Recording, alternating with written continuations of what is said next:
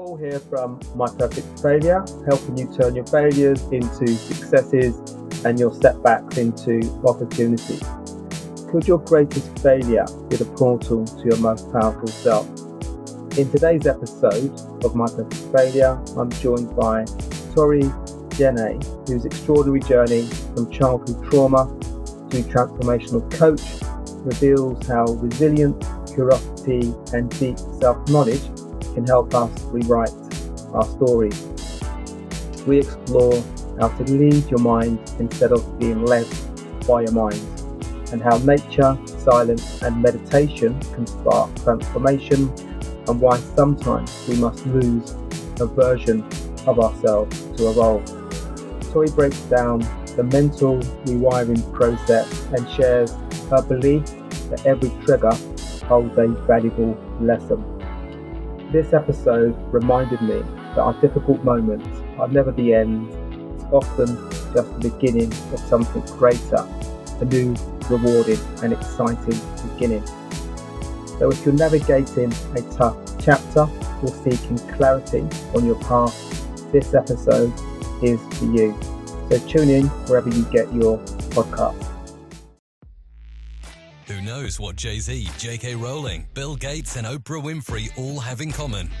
Okay, I will tell you then.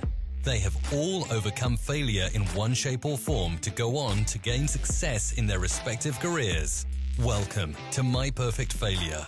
Join us as we delve into the world of our perfect failures. We will interview, explore, and discuss how our perfect failures can lead us to success. Join us and tune in.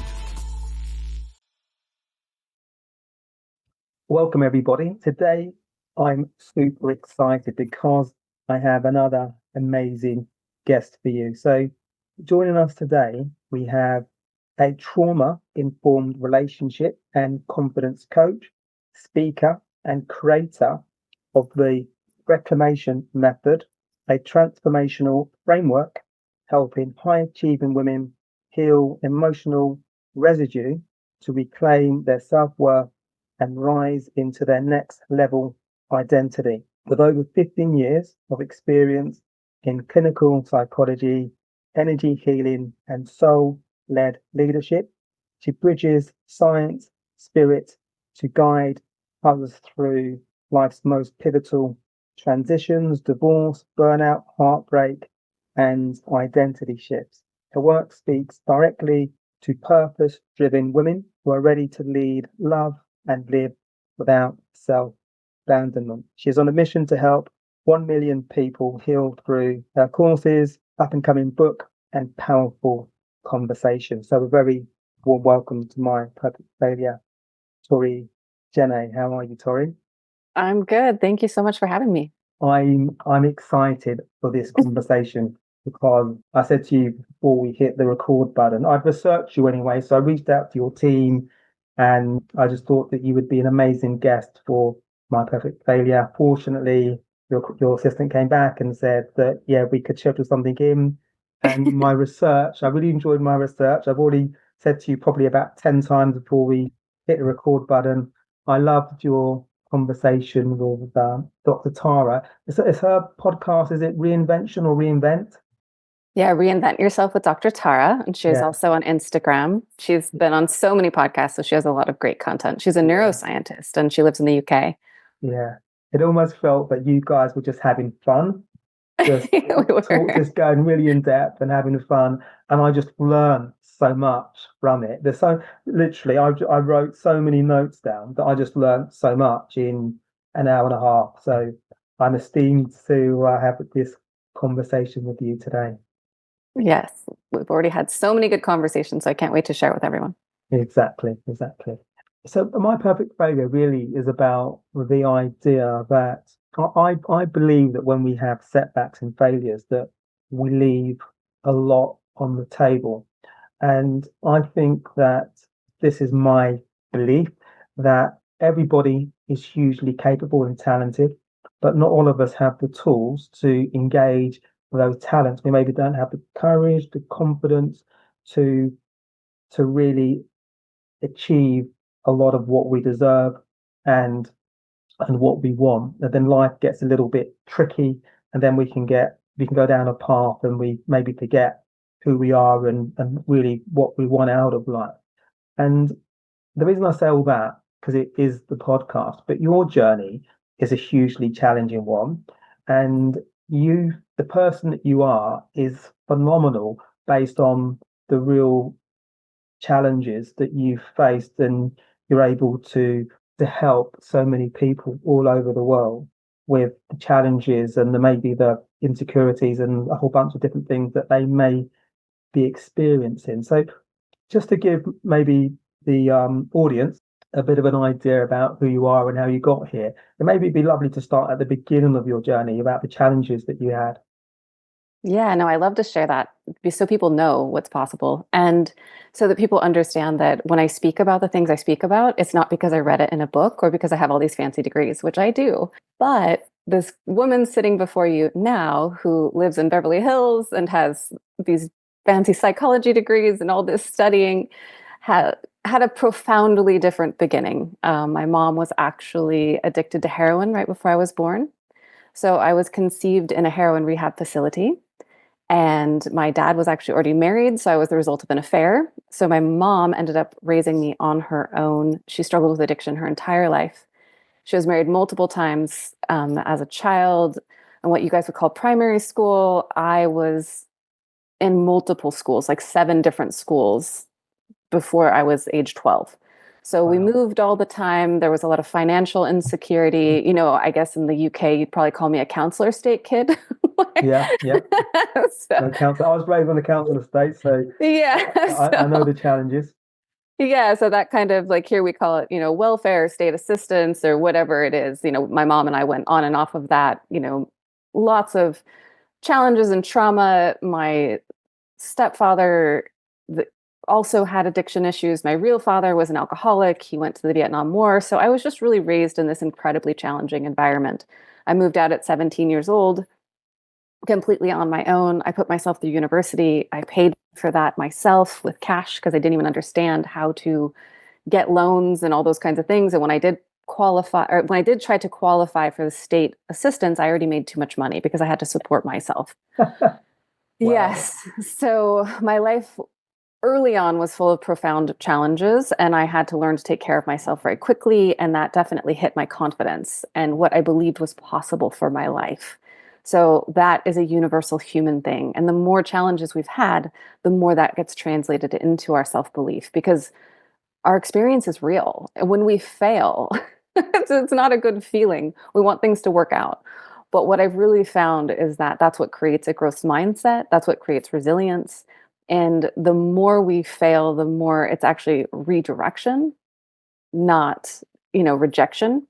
It's trying to show us who we're meant to be. And everything didn't work out for you. It really is working out for you. And I hope today that we can help shift your mindset and help realign you to your truth, so you know that sometimes the universe says no, wrong direction. And trust me, I've had my massive amounts of failure, and I did not have a good relationship with failure. Growing up in the way that I did, there wasn't a lot of safety or security, and I couldn't really afford to fail. I remember I used to tell myself when I was young, failure is not an option. And that made me a terrible entrepreneur, and I really had to work through that. So I'm excited to talk about that. Yeah. So thanks for your summary there. One thing that immediately springs to mind for me is that at 17, you mentioned that you moved out and you became self-sufficient and you had to work it out yourself. When you had so many challenges going on for you, and you were a child, even at 17, you're still obviously a young adult, but it's that borderline sort of teenager, adult, probably more teenager than adult. Were you conscious that you were growing up very quickly, and it feels that you had a lot of maturity for somebody that was so young? I feel like I did grow up really fast and I didn't have a choice necessarily. Like I remember there was a time I was maybe 9 or 10 years old, and I was taking care of my little brother who was 8 years younger than me. And he was in a high chair and a baby, and I was cooking for him.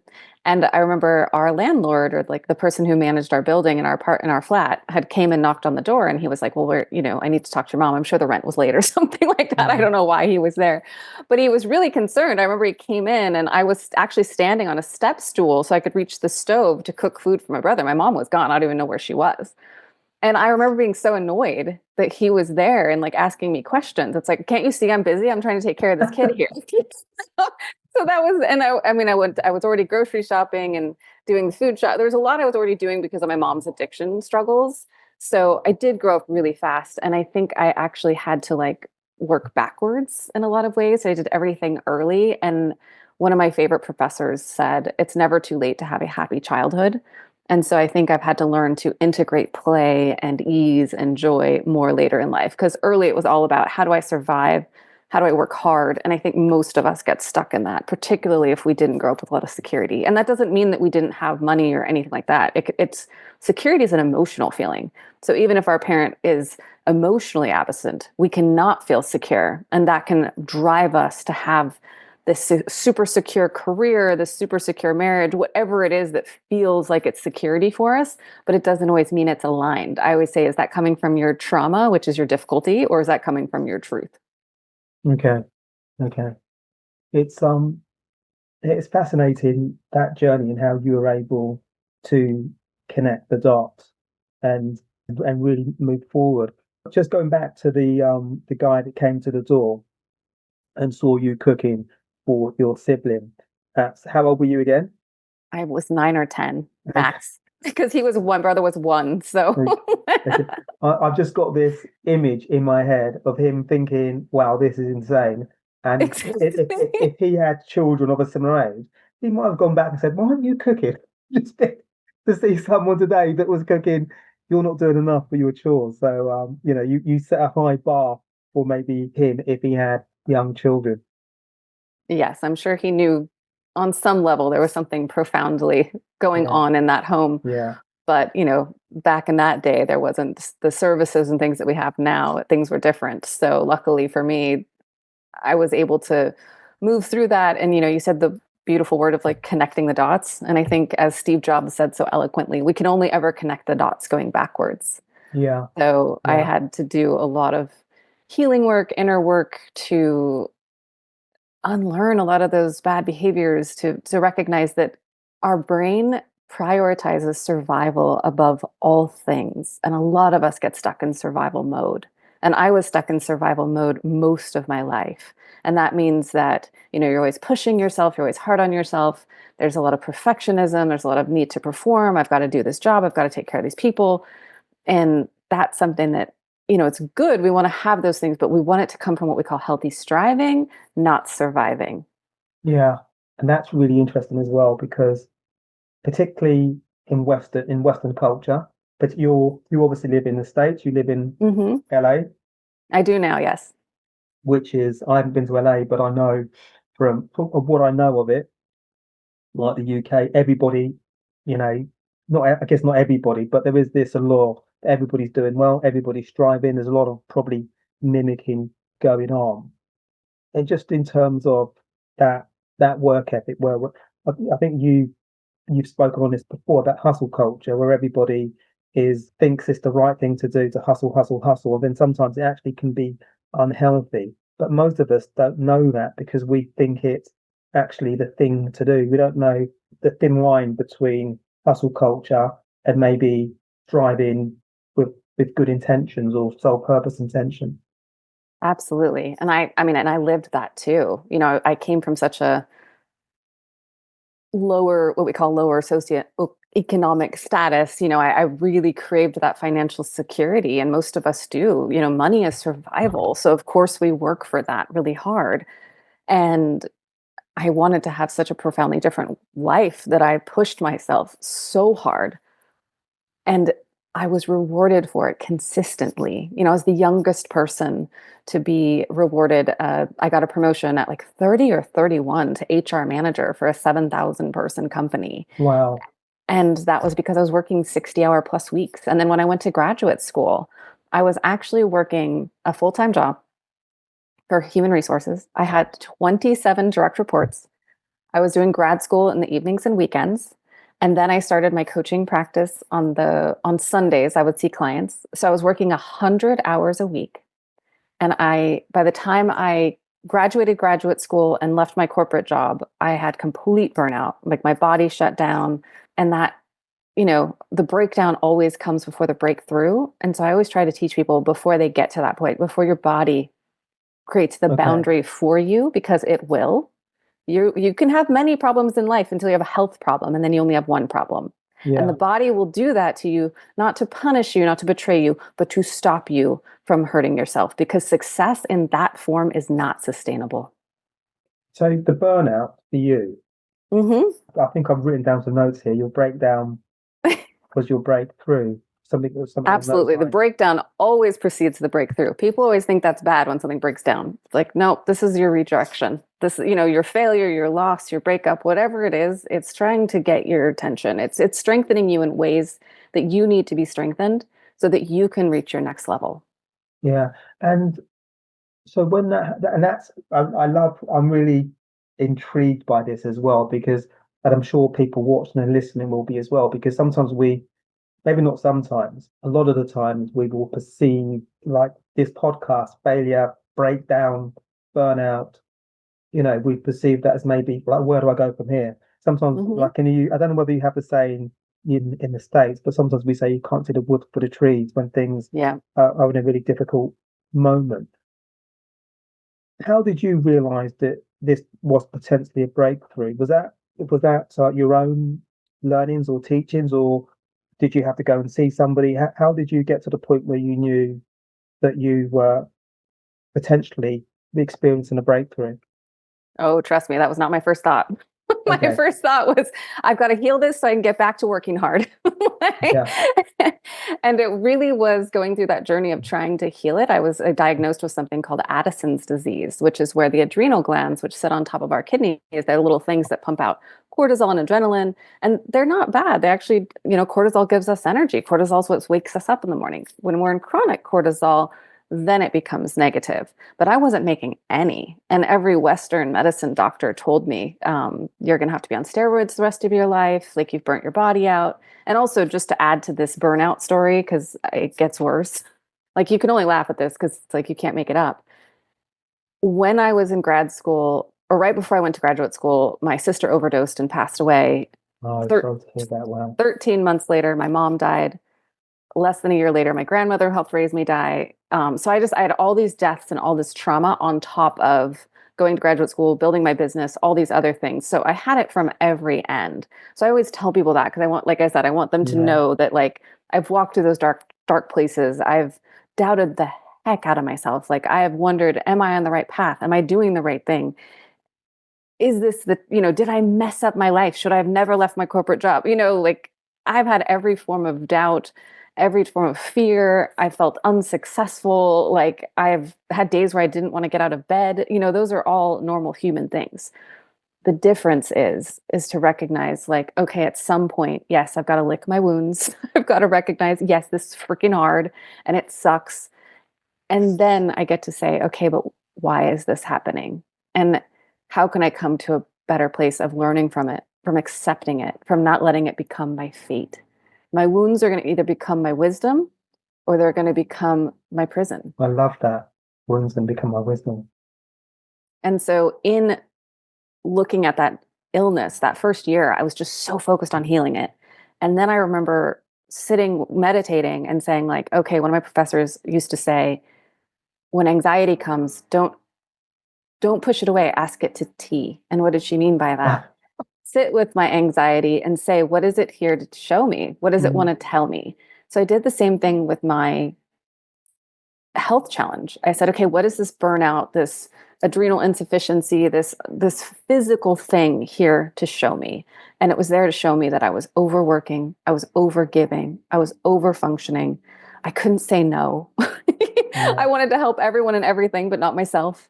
And it took that level of pain to show me because I'm stubborn. Most Yeah. of us are.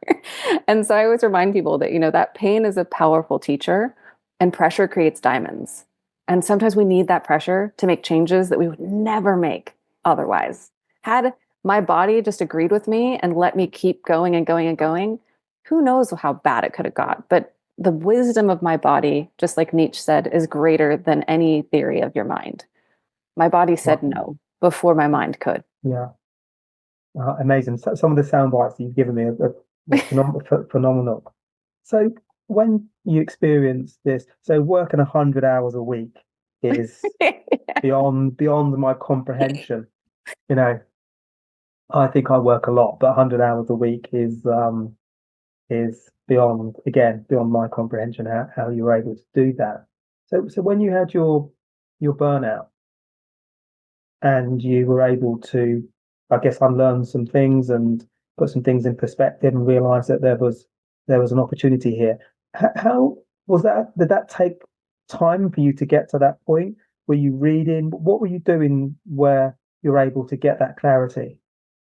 The big thing is I sat with myself. Like meditation is really difficult, but it's something that I have learned to do in the last 10 years that's completely changed my life.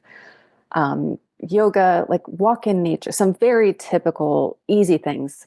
Go take a walk, get outside, breathe, no podcast, no, I Yeah. obviously want you to listen to podcasts, but give yourself 15 minutes and just sit with yourself. A lot of us don't want to sit with ourselves because we're afraid of what will come up. In those moments of silence, that's when you can't run from your truth. And that's why most of us have a really hard time with it. That's why we can't sit still. That's why we're addicted to busyness. And so sit with yourself, have a cup of tea, get outside into nature. If the sun is out there, let it, let it hit your face. Do some deep breathing. Like really sit with yourself and say, what's going on right now? What's true for me? And that was the thing, is that I wasn't at that point in my journey because I'd already been through a few psych degrees, yoga teacher training, all these different things. I had the strength to sit with myself and to ask the tough questions and to Okay. say, like, again, you and I talked a little bit about consciousness. And in a spirituality called Kabbalah, they have the 3 levels of consciousness. And I love to teach this to people because it changes everything. The lowest form of consciousness is that life is happening to me. This is the victimhood. This is like, I can't believe my body gave, and I'm just using my own example, like hypothetically, I can't believe my body betrayed me. I can't believe I can't work the way that I used to. Why is this happening to me? Life is unfair. Life is hard. Bad things always happen to me. This is very human. This is very normal. And I've been here. We're all going to be here at times because life is not fair always. My next level of consciousness is life is happening for me. So that means that thing, that burnout, was happening for me to help me get better. And so then I can look at it and say, okay, how did this happen for my highest good? And I can brainstorm and sit, just like take a piece of paper right on the top of right on the top. This happened for me because, and just try to brainstorm any positive thing that came out of it. A lot of times when we look back to a job loss, a breakup, a disease, something that was really difficult, ultimately it put us on another path. Whether it's like a guy that I knew who blew out, he was a professional football, American football player, and he blew out his knee. Well, that put him in the service. And then he ended up being like a Navy SEAL, and God knows how many people he's saved at this point in his life, right? And that was someone I met very young. And I remember thinking, like, wow, that's so horrible. Like you have this amazing career and then your life just shifts your path. But sometimes that's actually pushing us toward exactly who we're meant to be. And then the highest level of consciousness, which is something that, most of us on earth or I'm still working toward, but life is happening through me. And that means good, bad, or other. I know that for some reason it's happening for my highest good, that it's exactly what the universe has created for my soul's plan.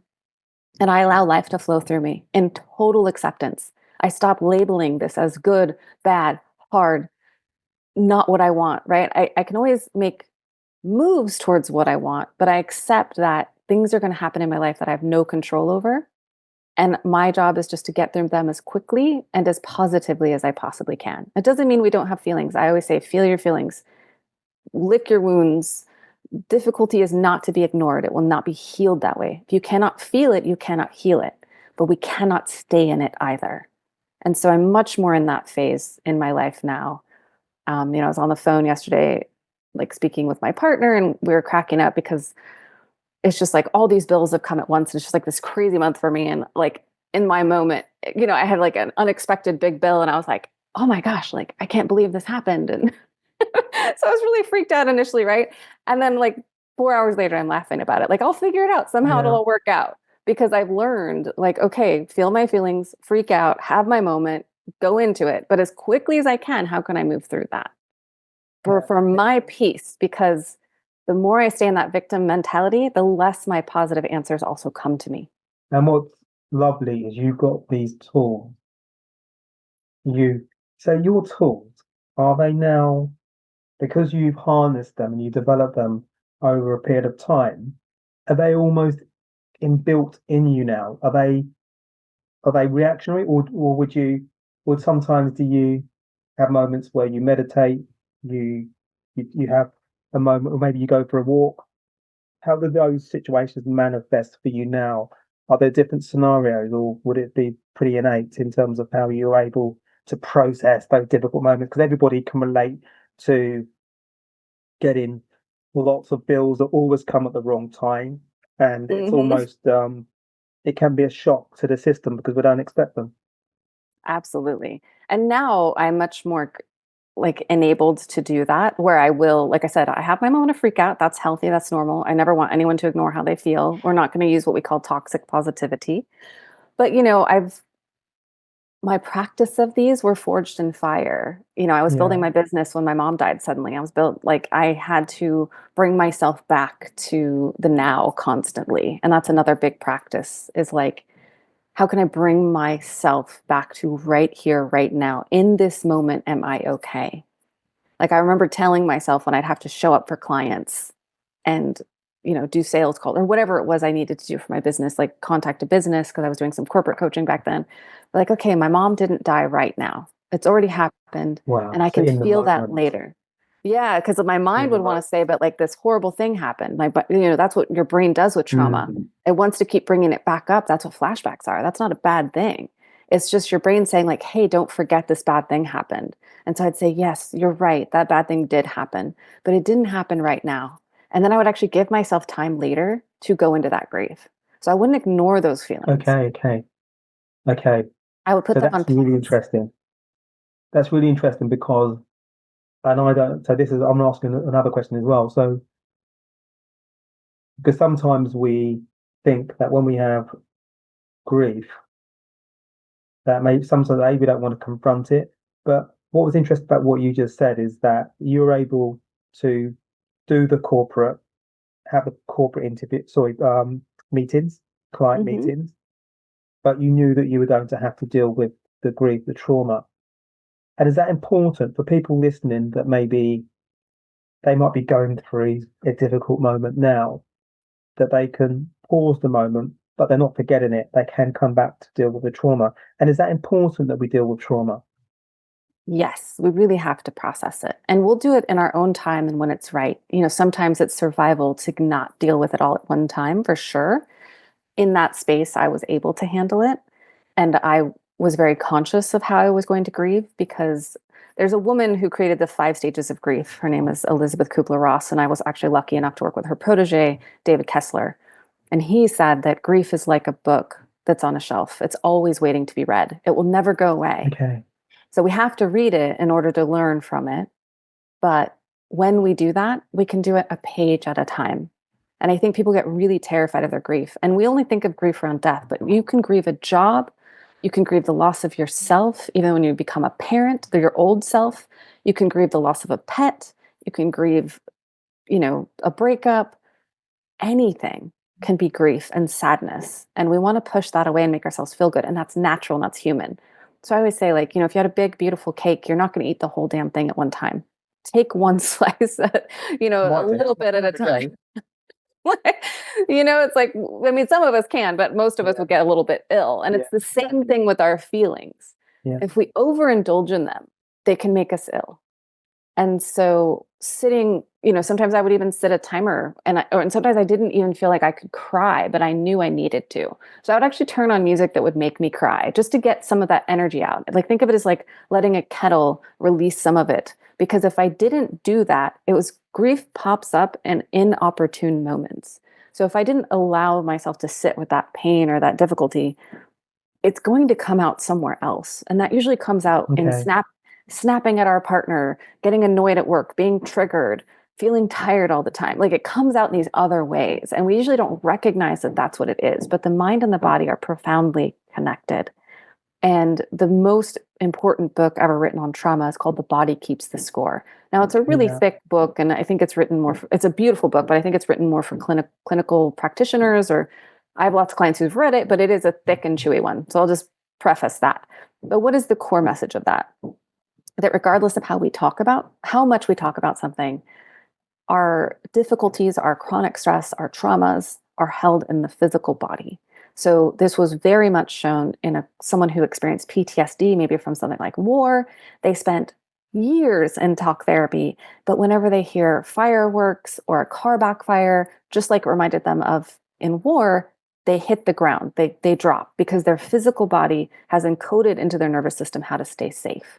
And that is happening to most of us all the time. And we think of trauma as things of just like war or being mugged or all these horrible things. And those are absolutely traumas. This is what some of us called capital T traumas.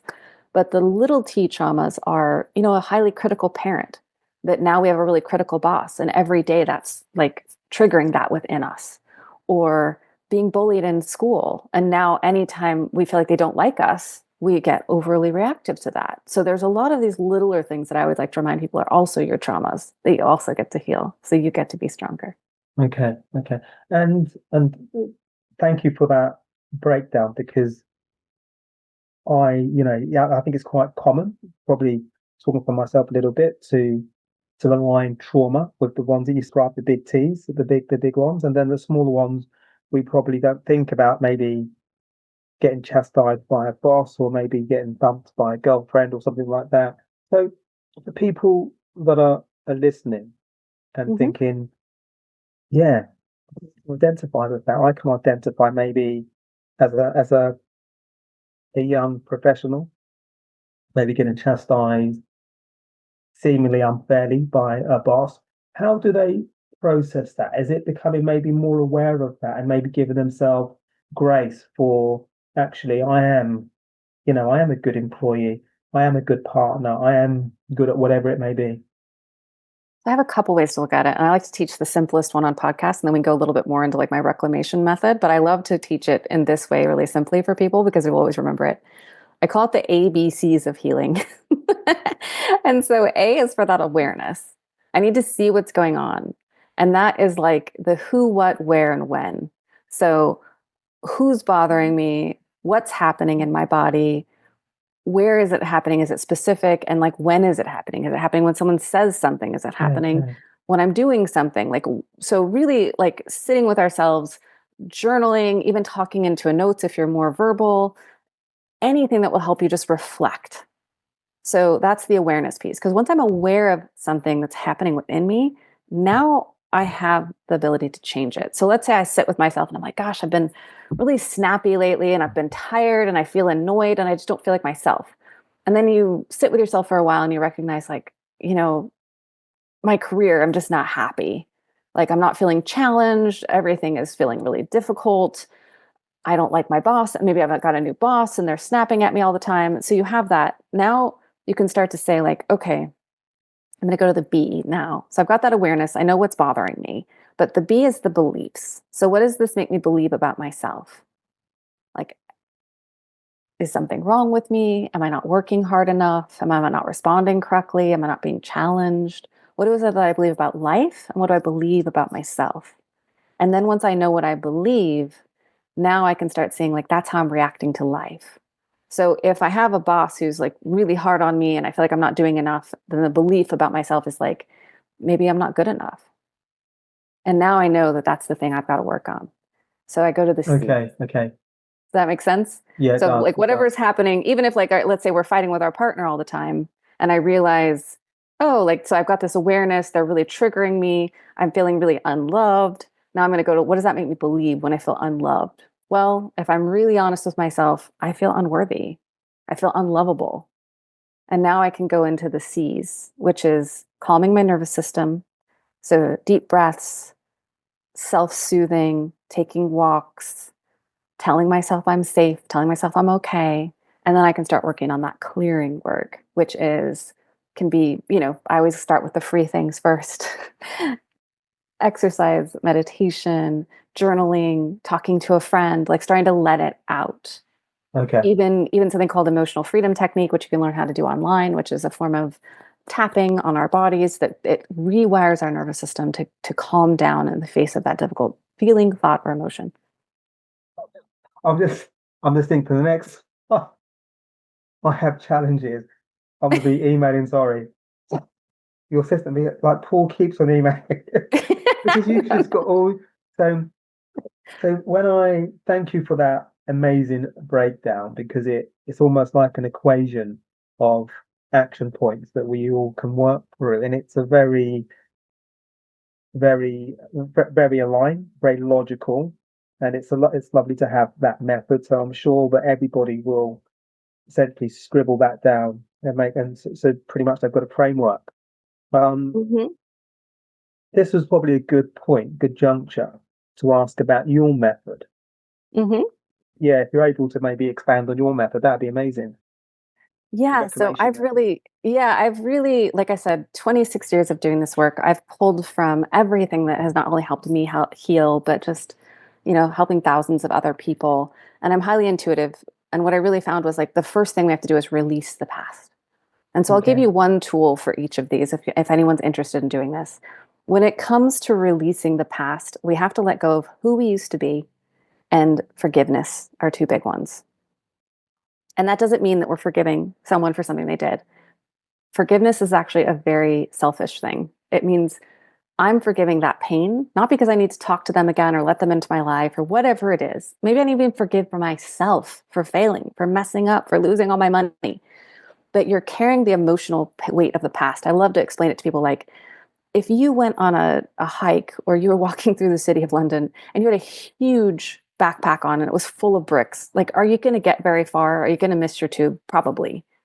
It's similar with our emotional weight. We are carrying so much stuff from the past and we don't recognize it. And unfortunately, if we carry our past, it starts to color our present.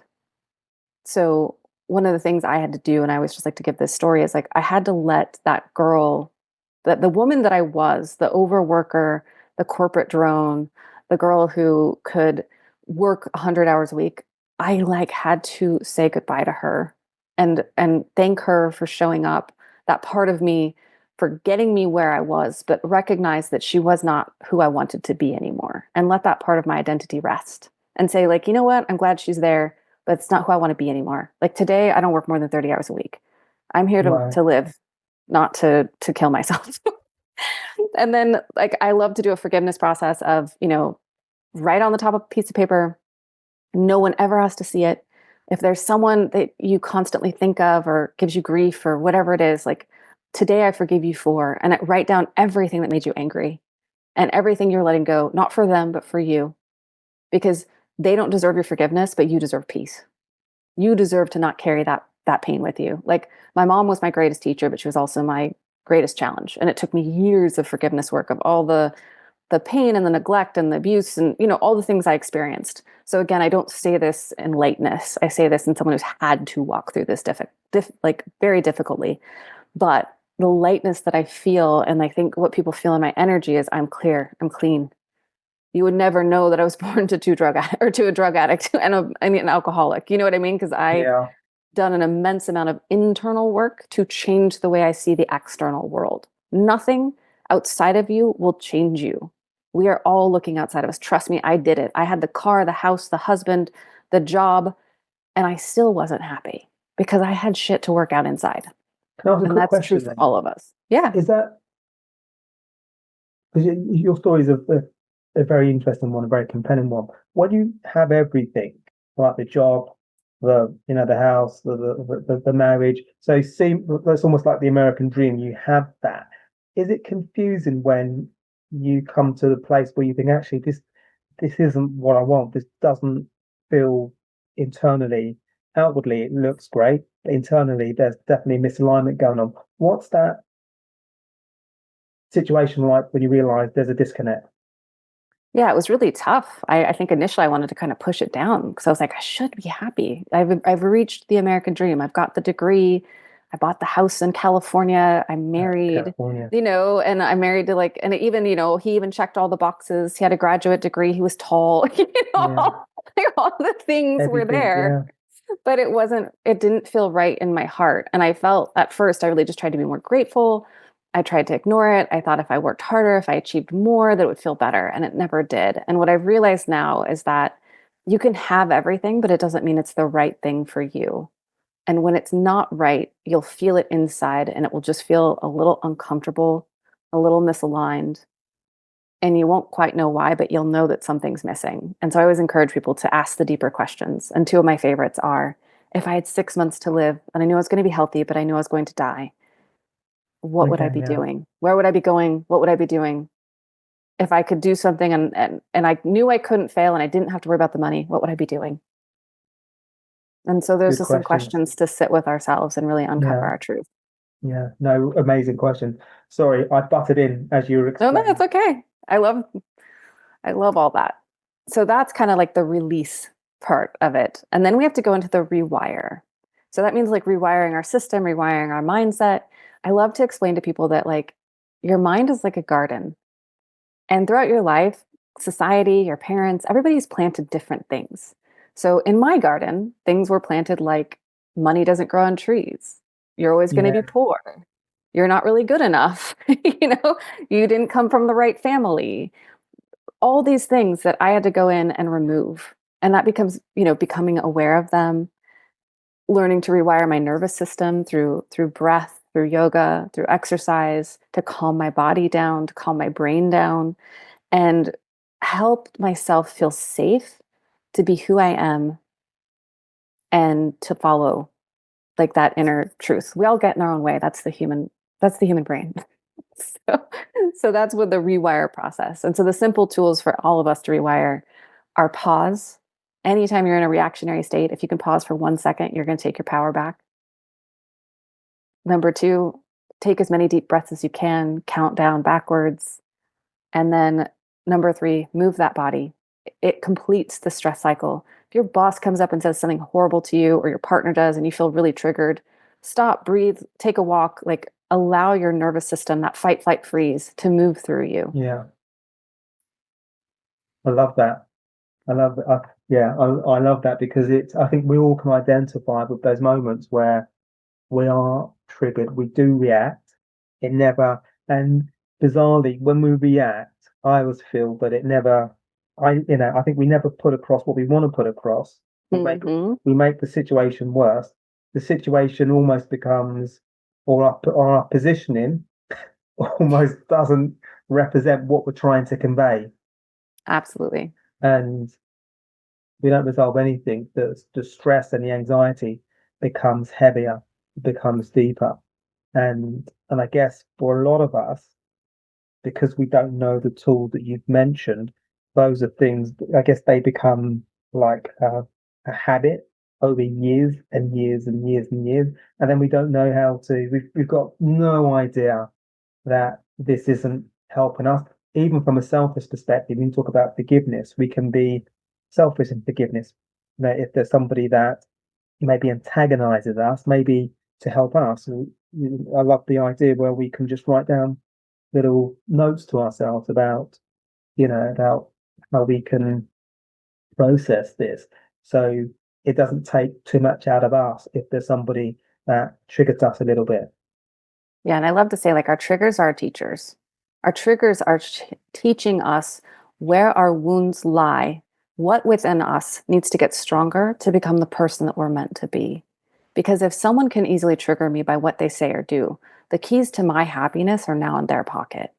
And so our work is to take that back, is to recognize, like, hey, I get really triggered when someone says things like that to me. And I need to work on that internally so that I own my own state. And I love to explain it from a neuroscience perspective too, so that we understand that like when we get triggered and when we get upset, our logical functioning, our frontal cortex goes offline. And then we go into Yeah. our reptilian brain, which is just very reactionary. And that's the part of us that says things we don't want to say. And I always love to talk to my clients, say like, you know how you get really upset at someone and then like 4 to 6 hours later, you think of all the great things you wish you would have said? Yeah. It's because your frontal cortex has just come back online. You've just come out of that back brain, that reptilian brain, like your amygdala, the anger, all that stuff. And now you're back in your logical sense. And so all those great things come. And so it doesn't mean that we're never going to get triggered. That's not the goal. It's how long do we stay triggered? Because I can recognize my trigger now and pause and not say anything. And I remember the first time I was able to do that, it was actually with my ex-husband. We were in the car and he said something that normally, gosh, it would have started a fight. I don't remember what it was. Like he said some snotty comment to me saying that I was acting like a friend of ours who was terrible to her husband. Yeah. And he knew that would hurt me Yeah. because one of my fears was being perceived as a bitch.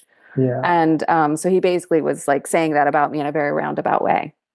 And so I got very triggered. And the moment I was like, stop. And I was like, oh, that really hurt. And then I remember I didn't say anything. And I thought about it for like 24 hours. I was like, why did that really bother me? What do I need to say to him? Is that about him? Is that about me? You know, I need to set a boundary and say, like, you can't say stuff like that to me. So the next day I brought it around when I was calm. And he was like, oh, I'm sorry. You know, the car had broken that day. Like all these things that happened to him and that I didn't even know that he was upset already. So by the time we got in the car and something else, that like the door was broken and I was literally like holding it closed while we were driving.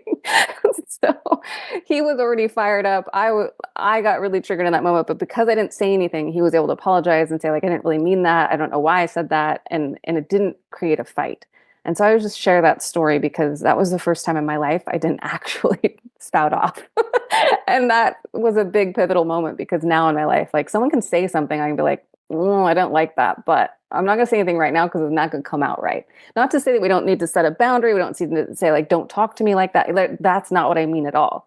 I'm just saying like, come from a place of that pause, of that awareness, because most of my clients, what they say in that moment isn't what they want to say at all. They call, like, particularly when it comes to our relationships, they, you know, maybe, or even at work, they send off the all caps Yeah. email, or they come across Yeah. unprofessional, or with our love partners, we definitely, maybe people name call, or they say something hurtful, or they say they're going to leave. They do something that's not their truth.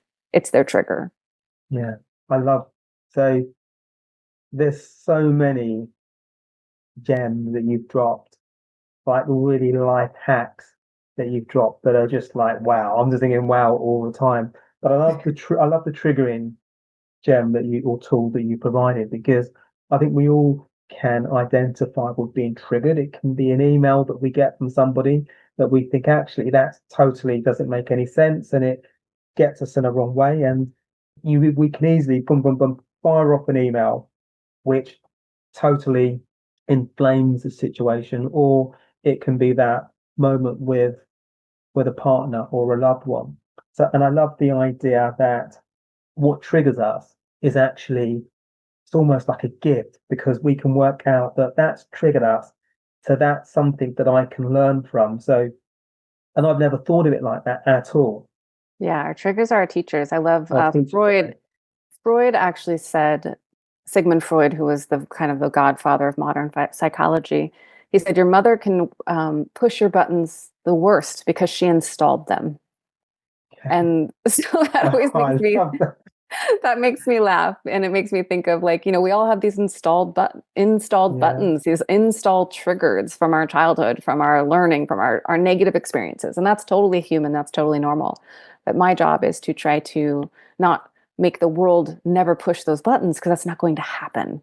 My yeah, job is to learn how to respond better when they do get triggered, and then make them less active and reactive. yeah. Do you think that, I can't remember if we discussed this during this conversation or before we hit the record button, but the Western world is a lot more chaotic now. I don't know whether there's more stress now. I don't know how to quantify that, whether there's more stress now than there was maybe 80 years ago. I don't know. But there's a lot more technology. We talk about the hustle culture. There's a lot more emphasis on being seen to be um, very, very busy and so forth. So do you think that or I guess from my position, I think the tools that and the insight that you provided today are really important to help us have more awareness, more clarity, and to pause for a moment. But do you think then is it more difficult for people to do that today, or is it difficult to compare? No, I think it's incredibly difficult today.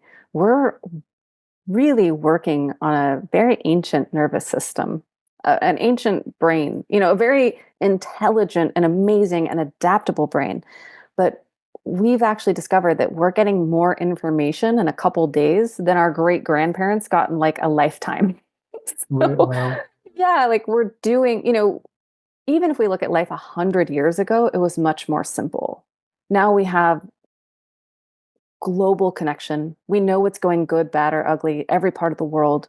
We're have all these beautiful things from technology, but it also overwhelms our brains. It overwhelms our nervous system. We didn't know even 100 years ago that there was something negative like a murder happening in another town yeah, okay, over. yeah. We had no clue. Now if that, like, I live in the United States, so obviously we have issues with guns. You guys can't even relate to that, to where I grew up with this. So hearing about a shootout in my country doesn't even register in my brain anymore It's because my terrible. brain, yeah, I've just had to filter that out because I had to become a little bit, not to say that I am, but all of us here in the US are a little bit anesthetized to it. And I'm not saying we should be or anything like that. I'm just saying that like the brain has to pick and choose when it's smart, what can it focus on? And like luckily I've only lived in a few neighborhoods where I definitely lived in one when I was younger where guns were more of an issue. But I think people in the UK when they come here they're like afraid, can I walk down the street? And it's like Mm, not everyone has a gun, but we hear about every negative incident, so it makes us afraid. And that's what I think happens in everything, right? We're constantly getting information that makes us afraid. I do not watch the news. I know that it is psychologically designed to scare me. Doesn't mean you can't be informed. I read it. And yeah, there's a reason, there's a difference the way your brain takes in that information. So I'll get like a quick update. And I know if there's anything really important, like someone around me will tell me as well, but I will not. There's a saying in the news for a reason, like if it bleeds, it leads. So I don't need to know that like some little boy was murdered in Utah. Like that's, you know what I mean? Like unless there's something I can do about it, the human brain does not work well with that. And so some of the most anxious, stressed people I work with, the first thing I'll say is, "Are we watching the news?" And I yeah, had a client one time who had like high anxiety, and she was starting her day and ending her day with watching CNN, like on a loop, just yeah. A lot of constant. I'm people like, do. A lot of yeah, and people I was like, do.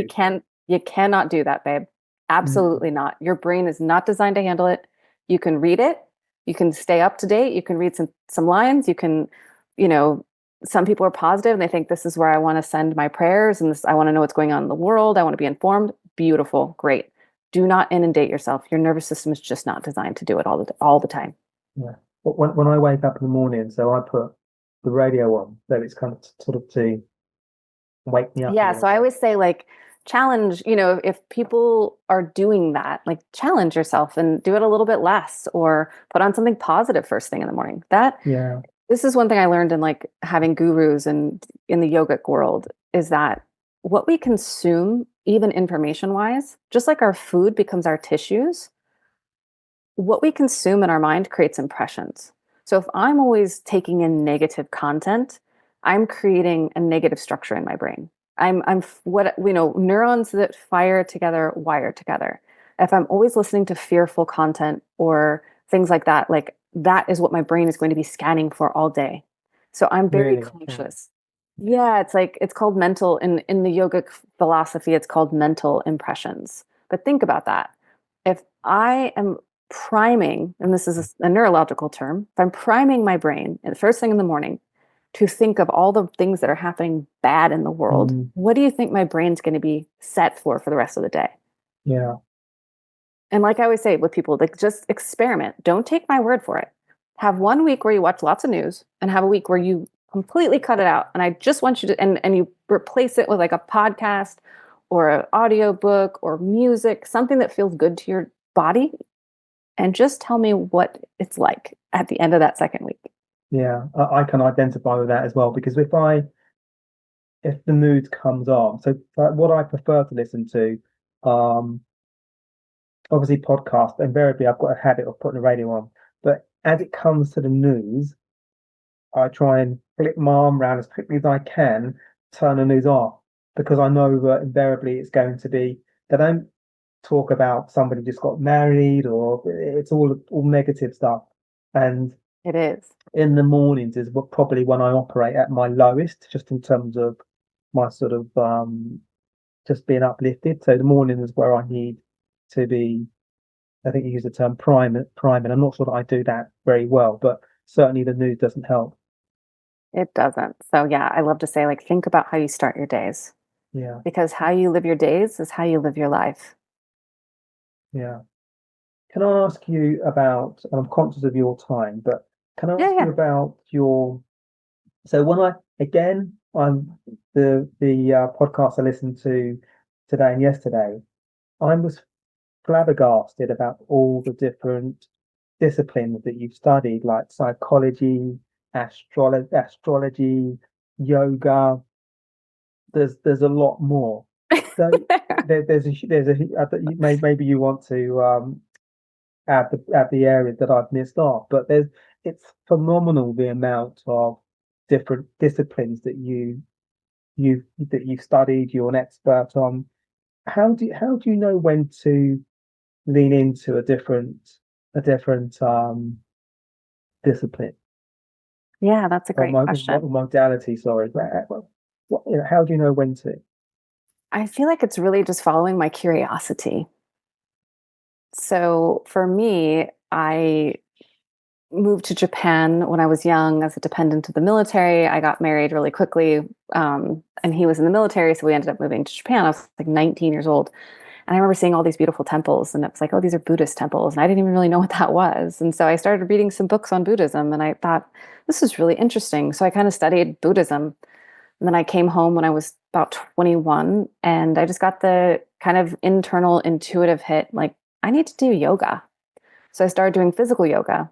And then I learned that yoga is actually an entire science. It's not really a spirituality. It's actually called the Really? science of self-realization. And physical yoga is actually a very, very small part of real yoga. And yoga is a three-part science of yoga, Ayurveda, and Vedic astrology. And you could spend a lifetime studying it. But the first part, yoga, means to yoke. And what does that mean? That means to basically bring together body and mind. And so that's where the physical yoga helps calm the body so that you can start meditating. And really the greatest wisdom is self-wisdom, is know thyself, right? Know who you are. Learn how your mind works. Like, a lot of people have this misinterpretation around meditation. They're going to sit there and empty your mind. No, the mind loves to think. You're going to sit there and learn all the crazy stuff your mind actually thinks about. Like, getting to that empty space takes years upon years. Like, I've been meditating for, I don't even know, 10 plus years now. And it took me a long time to get there. I remember one of my yoga gurus literally said to me, like, I'd been doing physical yoga for a long time. And he said, Tori, do you want to be miserable or do you want to meditate? And I was kind of like, I'm going to get back to you on that one. I'm still not sure. I don't know if I want to sit with myself in silence. So I went into that, because really yoga, the deeper form of the yogic wisdom, is all about the mind. And it's fascinating. It's not just like the psychology of why something happened. It's actually the tools of how do I learn to manage my mind. And one of my teachers said to me, the mind is like a very large Rottweiler, like a dog. It will lead you or you will lead it. And you have Okay. to choose. And so it's all those tools to learn, how do I lead my mind? How do I think about the things that I want to? How would I bring myself out of this? And how do I do that? So I spent many years studying that. Then I went into Ayurveda, which is the body piece, which is diet, lifestyle, herbal supplement, and supplementation. So I'm also very into holistic, like, even for things for the brain. If we have things like depression, something like SAM-E is very effective. It's used all over Europe. It is an amino acid that helps the brain make the right chemicals so that we don't have to go on tablets through NHS if that's not Really? our option. Really? Absolutely. What's So I that called? bring in It's called SAM-E. There's many other different ones. L-theanine, L-tyrosine, 5-HTP. The UK, you guys have a little bit more limitation around that, but I know you guys can get SAM-E. I think you have to get it from a practitioner, but you can ask for it instead of going on tablets first if you're struggling.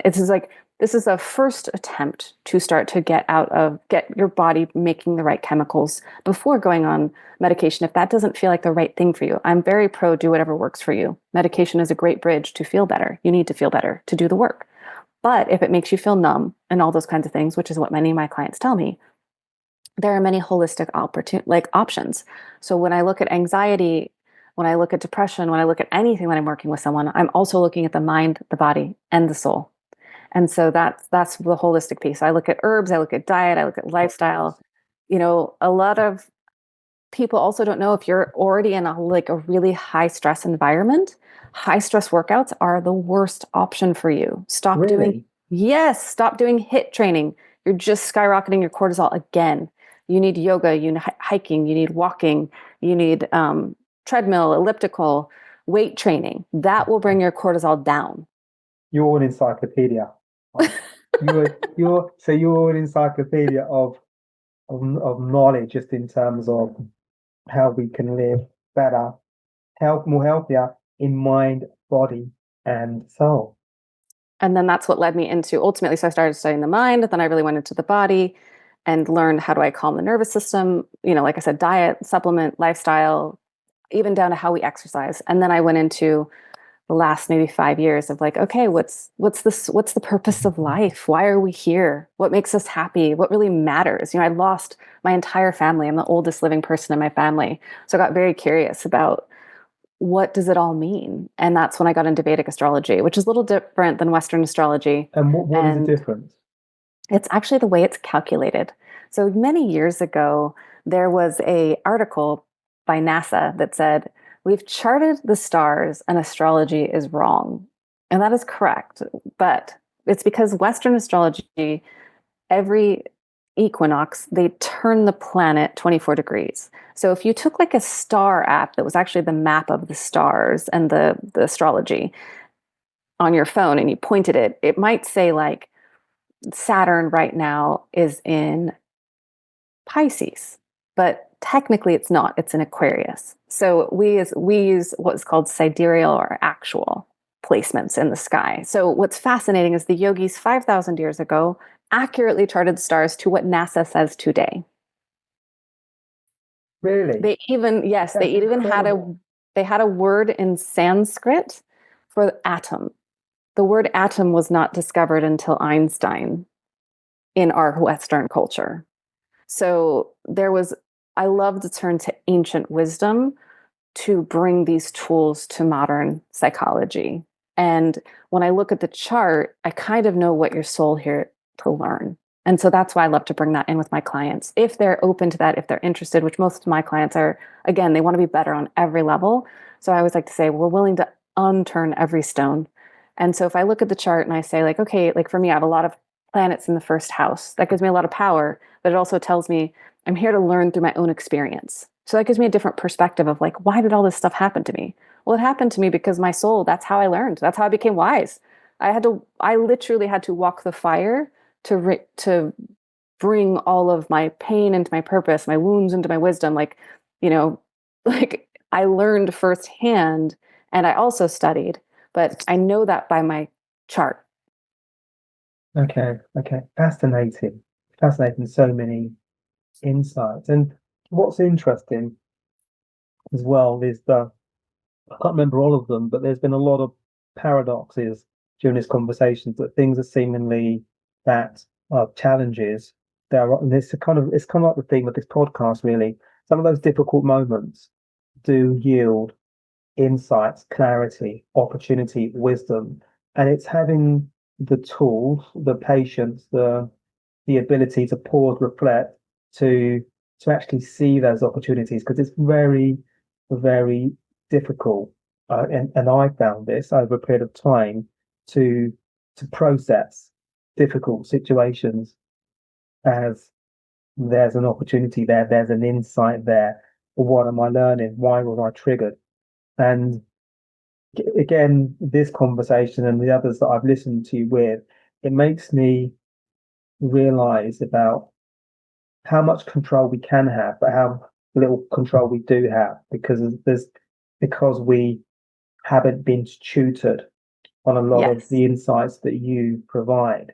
And Yeah, that, we can never control what happens to us. We can only yeah, control how we respond to it. yeah. And that gives me hope. It gives me a lot of hope, but it just means that we just have to do the work. We can't expect to have more awareness and to be able to process things differently if we're not prepared to do the work on ourselves. I love to give people the analogy like this when I think about our difficulties in life. If I want to climb something like Mount Kilimanjaro, I have to prepare my body for difficulty. To get to the highest peak, my body has to be so strong, right? I have to be able to handle oxygen deprivation. I have to be able to handle my muscles burning. I have to be able to handle altitude sickness, all these kinds of things. I have to be prepared for that journey. It's the same thing in life. If we want great things, we have to be strong. And we Yeah. don't get strong by having things easy. If you don't lift heavy weights, your muscles don't get strong. If you don't have any difficulty, you don't know your own strength. You don't know what you're capable of. And that's one thing I Yeah. can say is like, I've been to the lowest places life has to offer. And that's really hard to get out of. But it also made me know that I can get through anything.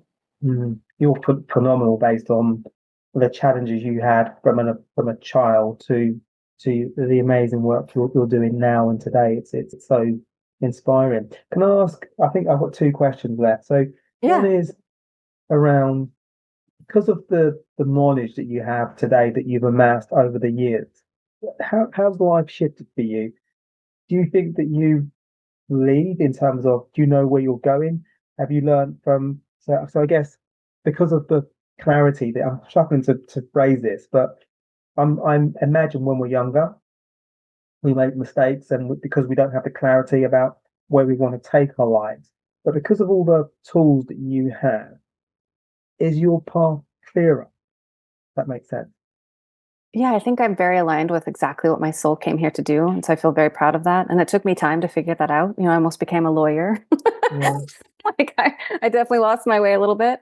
And I feel so grateful that I get to do work that I love and be, help a helping force in this world.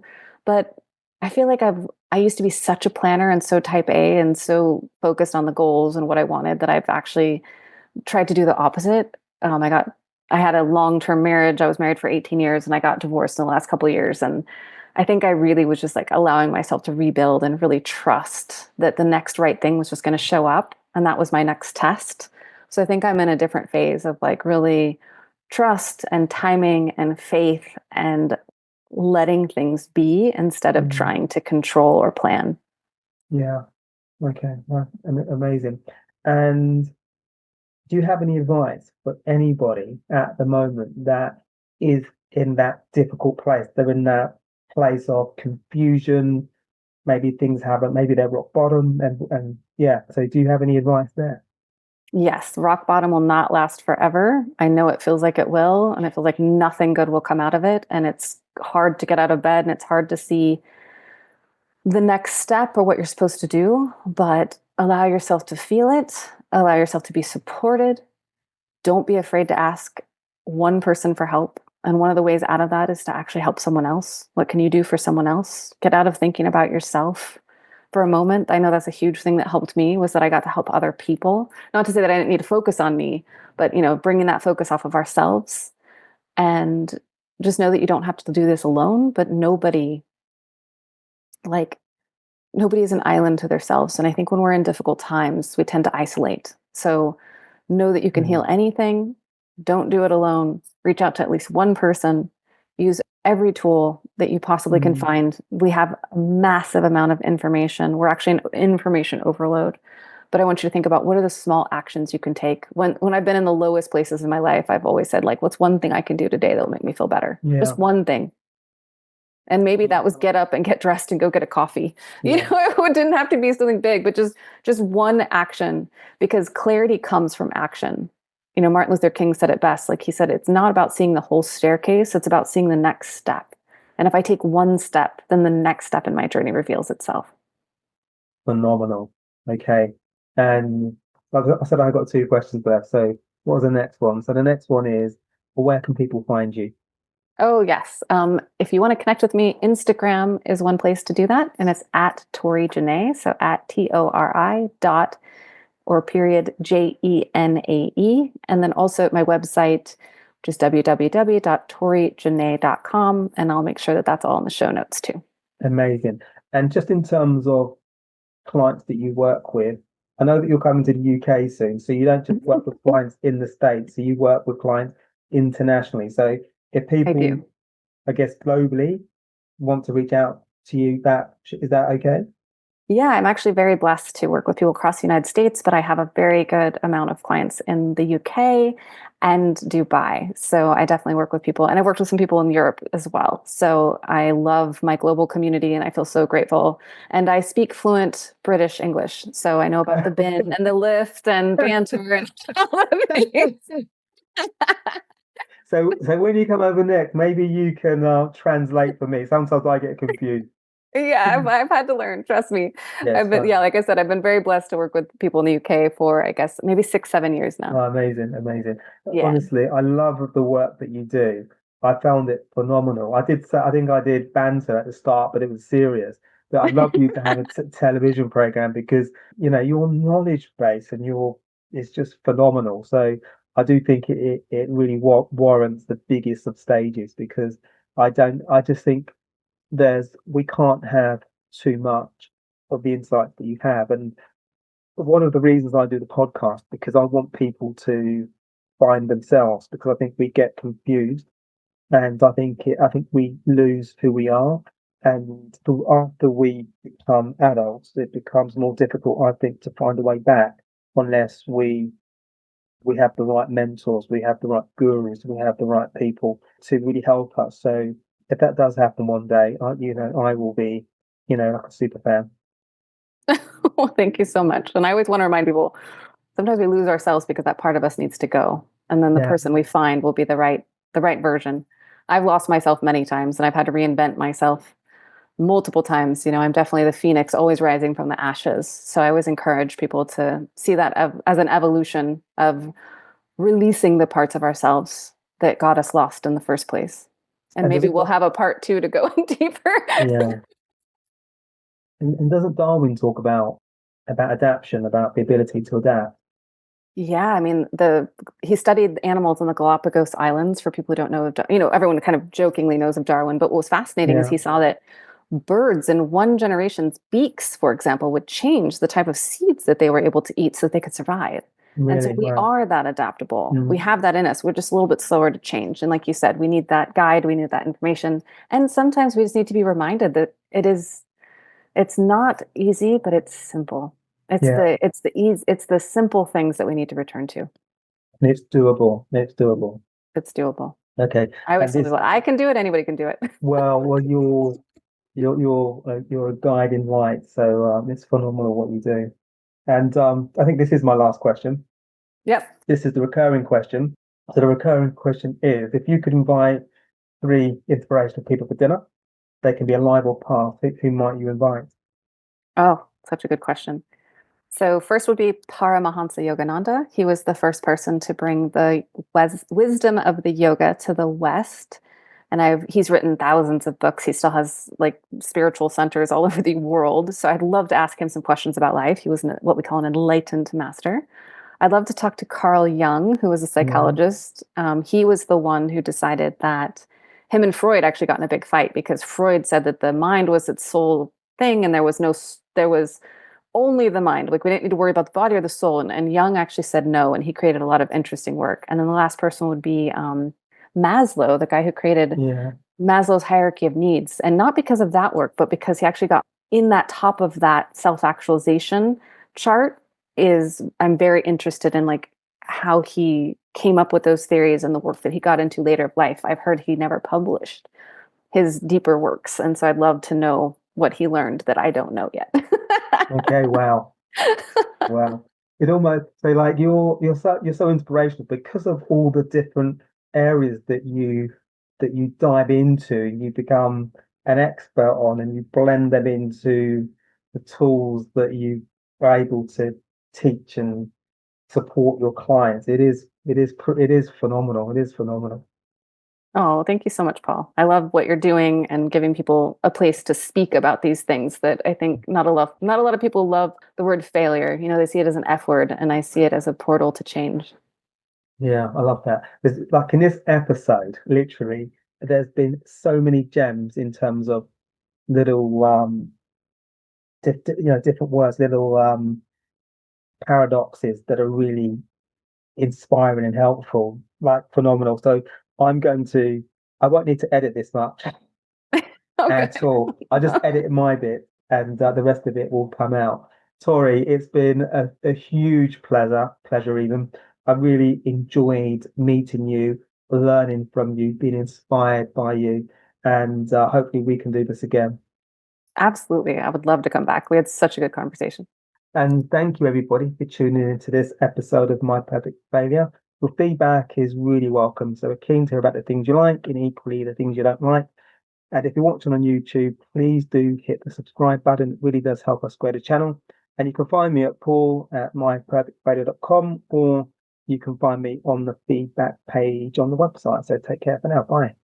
Thanks for listening to My Perfect Failure podcast. Be sure to visit www.myperfectfailure.com to join the conversation. Subscribe to our podcast on iTunes or Google Play. Look out for our next episode.